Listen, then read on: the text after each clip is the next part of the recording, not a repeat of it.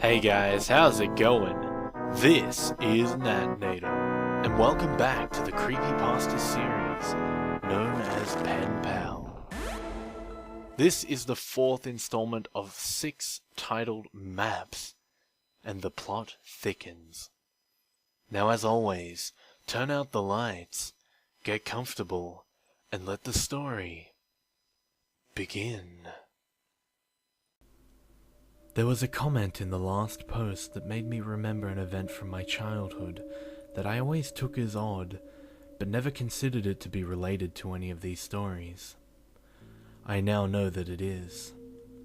It's funny how memories work.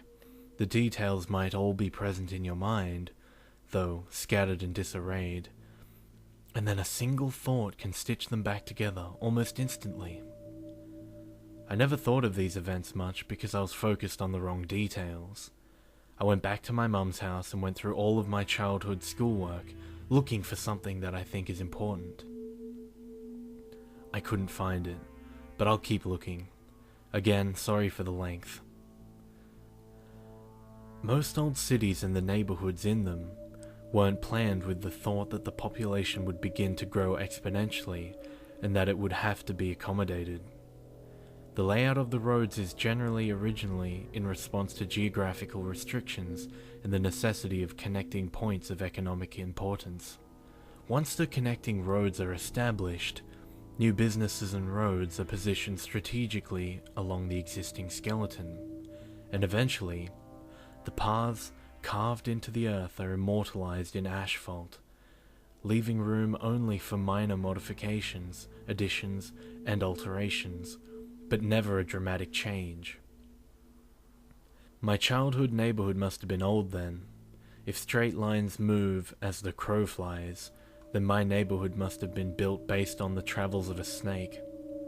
The first houses built must have been placed around the lake, and gradually the inhabitable area increased as new extensions were built off the original path. But these new extensions all ended abruptly at one point or another. There was only one entrance or exit for the entire neighborhood. Most of these extensions were limited by a tributary, which both fed and drank from the lake, and passed right by what I came to call, and have called in these stories, the ditch. Many of the original homes had enormous yards, but some of these original plots had been divided, leaving properties with smaller and smaller boundaries. An aerial view of my neighborhood would give one the impression that an enormous squid had once died in the woods, and some adventuring entrepreneur found the corpse and paved roads over its tentacles, only to withdraw his involvement and leave time, greed and desperation to divide up the land among prospective homeowners like an embarrassing attempt at the golden ratio. From my porch you could see the old houses that surrounded the lake, but the house of Mrs. Maggie was my favorite. She was, as best as I can remember, about 80 years old, but despite that, she was one of the friendliest people I had ever met.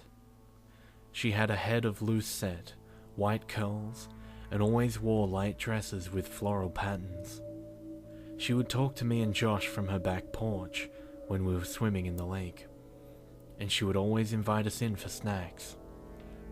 She said that she was lonely because her husband Tom was always away on business, but Josh and I would always decline her invitation because as nice as Mrs. Maggie was, there was still something a bit odd about her. Every now and then we would swim away and she would say, "Chris and John, you're welcome here anytime." And we could hear her still yelling that when we were walking back into my house. Mrs. Maggie, like many of the older homeowners, had a sprinkler system that was on a timer, though at some point over the years her timer must have broken because the sprinklers would come on at various points during the day, and often even at night all year. While it never got cold enough to snow very much, several times each winter I would go outside in the morning to see Mrs. Maggie's yard transformed into a surreal, Arctic paradise by the frozen water. Every other yard stood sterilized and dry by the biting frost of the winter's cold, But right there in the middle of the bleak reminder of the savagery of the season was an oasis of beautiful ice, hanging like stalactites from every branch of every tree and of every leaf of every bush. As the sun rose, it reflected off, and each piece of ice splintered the sun into a rainbow that would only be viewed briefly before it blinded you. Even as a child, I was struck by how beautiful it was, and often Josh and I would go over there to walk on the iced grass and have sword fights with the icicles. I once asked my mum why she left it on like that. My mum seemed to search for the explanation before she said, "Well, sweetie, Miss Maggie is sick a lot, and sometimes when she gets really sick, she gets confused. That's why she messes up yours and Josh's names sometimes. She doesn't mean to, but sometimes she just can't remember. She lives in that big house all by herself, so it's okay if you talk to her when you swim in the lake. But when she invites you in, you should keep saying no. Be polite, her feelings won't get hurt." "But she'll be less lonely when her husband comes home, right? How long will he be away on business? It seems like he's always away." My mum seemed to struggle, and I could see that she'd become very upset. Finally, she answered, "Honey, Tom's not going to come home. Tom's in heaven. He died years and years ago, but Mrs. Maggie doesn't remember. She gets confused and forgets, but Tom's never ever coming home. If someone moved back in with her, she might even think it was Tom, but he's gone, sweetie." I would have only have been about 5 or 6 when she told me that, and while I didn't understand it completely, I was still profoundly sad for Mrs. Maggie. I know now that Mrs. Maggie had Alzheimer's. She and her husband Tom had had 2 sons, Chris and John. The two had worked out payment plans with the utility companies and paid for Mrs. Maggie's water and electricity, but they would never visit her. I don't know if something happened between them, or if it was the illness, or if they just lived too far away, but they never came around. I have no idea what they looked like, but there were times when Mrs. Maggie must have thought Josh and I looked like they did when they were children. Or maybe she saw what some part of her mind so desperately wanted her to see, ignoring the images transmitted down her optic nerve, and just for a little while, showing her what used to be. I realize only now how lonely she must have been. During the summer after kindergarten, before the events of balloons, Josh and I had taken to exploring the woods near my house, as well as the tributary of the lake. We knew that the woods between our houses were connected, and we thought it would be neat if the lake near my house was somehow connected to the creek around his, so we resolved ourselves to find out. We were going to make maps. The plan was to make 2 separate maps and then combine them. We would make one map exploring the area around the creek near his house, and make another following the outflow from my lake. Originally, we were going to make one map, but we realized that wasn't possible since I had started drawing the map of my area so huge that the route from his house wouldn't have been to scale. We kept the map from the lake at my house and the map from the creek at his house, and we would add to each when we stayed the night with each other. For the first couple of weeks it went really well. We would walk through the woods along the water and pause every couple of minutes to add to the map, and it seemed like the 2 maps would come together any day. We had no equipment needed for the job, not even a compass, but we tried to make do.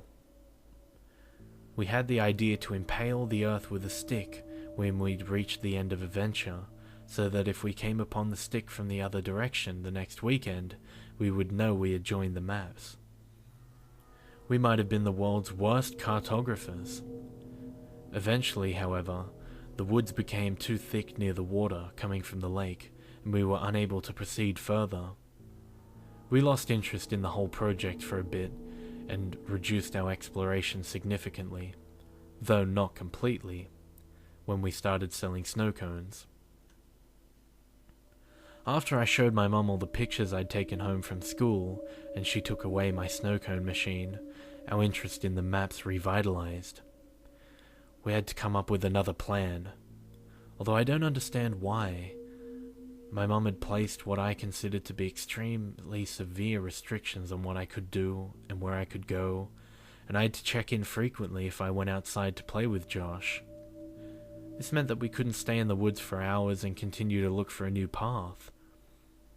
We thought that we could just swim when we got to the cutoff in the woods, but that clearly wouldn't work since the map would get wet. We tried going faster when we were coming from Josh's house, but we eventually ran into the same problem. Then we had a brilliant idea. We'd build a raft. Due to the construction in the neighborhood, there was a large amount of scrap building material that the company would set in the ditch to keep it off the road and off-site, since they no longer needed it for building. We originally conceived of a formidable ship complete with a mast and an anchor, but this quickly diminished into something more manageable. We set aside the wood and took several large pieces of styrofoam that were backed with foam board and tied them together with rope and kite string. We launched our vessel a little downwater from Mrs. Maggie and waved a farewell to her as she motioned us to come back her way, but there was no stopping us. The raft worked very well, and while we both behaved and spoke as if the functionality of the raft was a given, I know at least I was a little surprised. We each had a fairly long tree branch to use as a paddle, but we found it was easier to simply push against the land under the water than actually use them as intended. When the water became too deep, we'd simply lie on our stomachs and use our hands to paddle the water, which still worked, albeit less well. The first time we had to resort to that method of propulsion, I remember thinking that far from above it must have looked like a colossally fat man with tiny arms was out for a swim. It actually took us several trips to get the raft to the impassable patch of woods that marked the farthest we had made it. After we had come up with the idea of marking the ground with the stick, we had taken to running through the woods until we got to the stick, and then carefully and precisely as we knew how, charting our course. This meant that the impasse was actually quite a bit away, so to sail from around my house all the way to the blockade in the woods was taking longer than expected.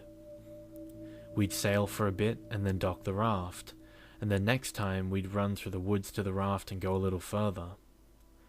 We continued this well into first grade. Josh and I were assigned to different groups that year, so, since we didn't really see one another during the school day, our parents were more than willing to let us hang out all weekend each week. What's more, Josh's dad had taken on a lengthy construction job that required him to work over the weekends, and his mother was on call, so this meant that Josh would stay at my house most every weekend for weeks on end. We should have been making excellent progress, but when we finally made it to the impasse and had the opportunity to explore past it, we couldn't find a place to dock the raft. The woods were simply too thick, and the water had eroded the land to the point that there was nearly a 2-foot rise of earth over the tributary, which exposed the twisting and damp roots of the trees above. We'd have to turn back every time and leave the raft at the same thick of trees that prompted us to build it in the first place. Even worse, winter had arrived, so we couldn't justify leaving the house in our swimsuits. We were getting nowhere. We always had to come home before we could gain much ground. On a Saturday at around 7 p.m, Josh and I were playing when one of my mum's co-workers knocked on our door. Her name was Samantha, and I remember her well now, because I would propose to her a couple of years later when I was visiting my mum at work. My mum said that she had to go to work to fix a problem that had arisen, and that she'd be back in about 2 hours. Her car was being repaired, so she'd have to ride with Samantha, but I gathered that the problem was Samantha's fault, and discussing it in the car was why it would only take 2 hours. She said that under no circumstances were we to leave the house or open the door for anyone, and she was in the middle of explaining that she would call every hour when she got there to check in. But she ended that statement prematurely when she remembered that our phone had been turned off for delinquent payments. This was why Samantha had just come by unannounced. She looked me dead in the eye as she was closing the door and said, "Stay put." This was our chance. We watched her drive down the serpentine road toward the exit, and as soon as the car rounded the last visible bend, we ran back to my room. I dumped my backpack out while Josh grabbed the map. "Hey, do you have a flashlight?" Josh chimed. "No, but we'll be back way before dark." I was thinking just in case we should have one. "My mum has one, but I don't know where she keeps it." "Wait!" I ran into my closet and pulled a box down from the top shelf. "You have a flashlight in there?" Josh asked.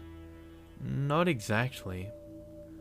I opened the box and revealed 3 Roman candles that I had taken from the pile that my mother had amassed for the 4th of July that past summer, along with a lighter that I had managed to take from her some months before. This would ensure that we had at least some light if we needed it.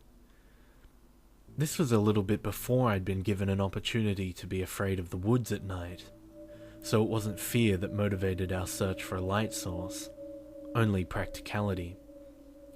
We threw it all in the backpack and bolted out of the back door, making sure to close it so boxes wouldn't get out. We had 1 hour and 50 minutes. We ran through the woods as fast as we could and made it to the raft in about 15 minutes. We had our bathing suits on under our clothes, so we stripped off our shirts and shorts and left them in 2 separate piles about 4 feet from the edge of the water. We untied the raft from the tree, grabbed our branch paddles and cast off. We tried to move rapidly to reach a point beyond the contents of our ever-expanding map, as we didn't have time to waste seeing old sights. We knew that we were slower in the raft than on land, and that we wouldn't be in the raft for quite a while after the cutoff, since the woods were too thick to walk through, and there wasn't a place to dock. This meant that we'd have to ride the raft back to the original docking site, even if we found a new place to dock it further ahead. After we passed the last charted part of our map, the water began to get really deep, and eventually we could no longer touch the bottom with our tree branches.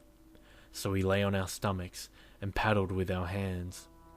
It was getting darker, and as a result it was becoming harder to distinguish the trees from one another, and we were both becoming slightly unnerved. In the interest of making good time, we were paddling fast with our arms, but this caused a lot of noise as our hands repeatedly confronted and then broke through the water's surface tension. During these periods, we could hear the crunching of dead leaves and the snapping of fallen sticks in the woods to our right. As we would slow our pace and quiet our actions, the rustling in the woods would cease, and we began to wonder if it was really ever there at all. We didn't know what kind of animals resided this far into the woods, but we did know that we didn't wish to find out. As Josh amended the map that I was illuminating with the lighter, we were suddenly confronted with the fact that the sounds were not imagined. Rapidly and rhythmically we heard crunch, snap, crunch. It seemed to be moving slightly away from us, pushing through the woods just beyond our map. It had become too dark to see. We had misjudged how long the sun would linger. Nervously I called out, "Hello?" There was a brief moment of breathless tension as we lay static in the water. This silence was suddenly broken by laughter. "Hello?" Josh cackled. "So what? Hello, Mr. Monster in the Woods. I know you're sneaking around, but maybe you'll answer to my hello. Hello?"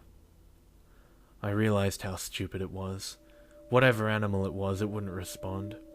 I hadn't even realized I'd said it until afterwards, but if anything was actually there, I obviously wouldn't get a reply. Josh continued, "Hello?" in a high falsetto. "Hello?" I I countered with as deep a baritone as I could manage. "Hello there, mate." "Hello, beep boop." "Hello." We continued mocking each other, and were in the process of turning the raft around to head back when we heard, "Hello." It was whispered and forced, as if it were powered by the last breath in a pair of deflating lungs. But it didn't sound sickly. It had come from the spot just off the map, which now sat behind us since we had turned the raft around. I slowly shifted on the raft and faced the direction of the sound as I fumbled with the Roman candle. I wanted to see. "What are you doing?" Josh hissed, but I had already lit it. As the sparkling fuse sunk into the wrapper, I held it toward the sky. I'd never actually shot one of these myself, and thought to just use it like a flare in the movies. A glowing green orb rocketed out toward the stars, and then quickly extinguished. I lowered my arm more toward the horizon. I could remember that there were several colors, but I couldn't remember how many times one of these fired before being depleted. A second ball of red light burst out and fizzled above the trees, but I saw nothing. "Let's just go, man," Josh pressed, as he turned to face the direction back home and began paddling desperately. "Just one more." Lowering my arm directly at the woods in front of me, another red ball of fire was launched from the tube. It traveled straight ahead until it collided with a tree, briefly exploding the light in a much greater diameter. Still nothing. I dropped the firework in the water and watched as one more straggling fireball burst free, only to quickly die, suffocated by the water. As we began paddling in the direction toward my house, we heard a loud and unconcealed rustling in the woods. The breaking of branches and the trampling of fallen leaves overpowered the sound of our splashing. It was running. In our panic, we jostled the raft too violently, and I felt one of the ropes under my chest loosen. "Josh, be careful!" But it was too late. Our raft was breaking. Before too long it had completely fallen apart. We each held onto a separate piece of styrofoam, but the pieces weren't big enough to keep us completely afloat, and our legs dangled beneath us in the winter water. "Josh, quick!" I yelled as I pointed at the water right next to him. He scrambled, but it was too cold to move quickly, and we both watched as the map floated away. "I'm cold, man," Josh shuddered, dejectedly. "Let's get out of the water." We approached the shore, but each time we attempted to pull ourselves up, we'd hear the frantic rustling thundering towards us from the woods just above. Eventually, we were too cold and weak to even try anymore. Steadily, we kicked our legs and found ourselves nearing the dock site. We toppled off the debris and tried to pull it on land, but Josh's piece slipped away and floated in the direction of the lake. We shook off our swimsuits and were desperate to get into dry clothes to shield us from the biting chill of the air. I slid on my shorts, but there was something wrong. I turned to Josh. "Where's my shirt, man?" He shrugged and suggested, "Maybe it got knocked into the water and floated into the lake?" I told Josh to go back to my house and to say that we were playing hide and seek if my mum was home. I had to try and find my shirt. I ran behind the houses and peered over the water and scouted along the shoreline. It occurred to me that with any luck, maybe I could find the map too. I was moving pretty fast because I needed to get home, and was about to give up when my concentration was interrupted by a sound coming from just behind me. "Hello?" I whipped around. It was Mrs. Maggie. I had never seen her at night before, and in this poor light she looked exceedingly frail. The usual warmth that wrapped her manner seemed to have been snuffed out by the chill. I couldn't remember ever seeing her without a smile, and her face... Fuck. I couldn't remember ever seeing her without a smile, and so her face looked strange. "Hello, Mrs. Maggie." "Oh, hi, Chris." The warmth and smile had returned to her, even if her memories had not. "I couldn't see it was you in the dark there." Jokingly, I asked her if she was going to invite me in for a snack, but she said maybe another time. I was too busy looking for my map and the shirt to really engage her, but she sounded happy, so I didn't feel bad. She said a couple other things, but I was too distracted to pay attention. I said goodnight and ran down her driveway toward my house. Behind me, I could hear her walking across the frozen yard, but I didn't turn around to wave. I had to get home. I made it home a couple minutes before my mum did, and by the time she came in, Josh and I had already changed clothes and warmed up. We'd gotten away with it, even though we'd lost the map. "Couldn't find it?" "No, but I saw Mrs. Maggie. She called me Chris again. I'm telling you, dude, just be glad you've never seen her at night." We both laughed, and he asked me if she invited me in for a snack, joking that the snacks must be terrible since she couldn't even give them away. I told him that she didn't, and he was surprised. And now that I had time to think about it, so was I. Literally, every time we'd seen her, she had invited us in for snacks. And here I had, albeit sarcastically, invited myself, and she said no.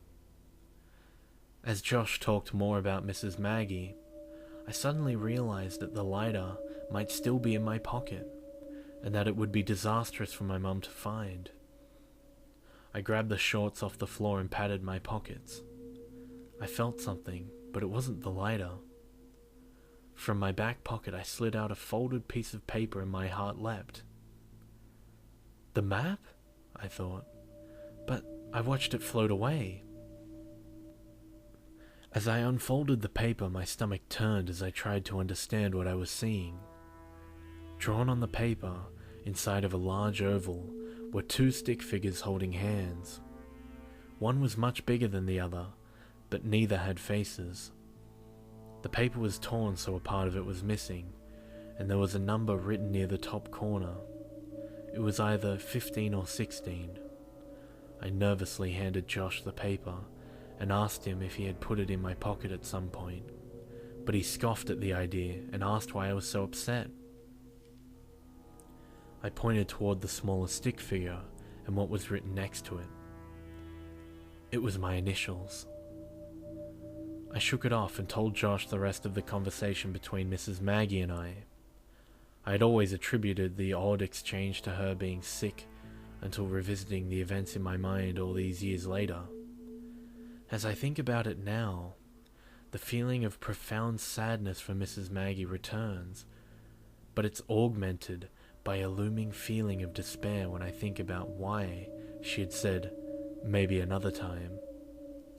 I knew what she had said, but I didn't understand what it meant that night. I didn't understand what her words had meant weeks later when I watched men in strange orange suits, biohazard suits, carry what I thought were black bags full of garbage out of her house, or why the whole neighborhood smelled like death that day. I still didn't understand why they condemned the house and boarded it up a little while before we moved. But I understand now. I understand why her words to me were so important, even if neither she nor I realized it at the time. Mrs. Maggie had told me that night that Tom had come home, but I now know who had really moved in, just as I now know why I never saw her body brought out on a stretcher. The bags weren't filled with garbage.